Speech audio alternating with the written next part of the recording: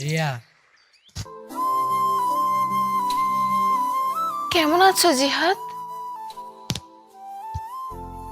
ভালো নেই। প্রতিটি মুহূর্ত তোমাকে হারানোর ভয় পেয়েছি। আমি হারাইনি জিহাদ, শুধু আমাদের মধ্যে থেকে অনেকগুলো দিন হারিয়ে গিয়েছে। সেসব দিনগুলি আবারও ফিরিয়ে আনবো রিয়া। আবারও নতুন করে ভালোবাসবো তোমায়।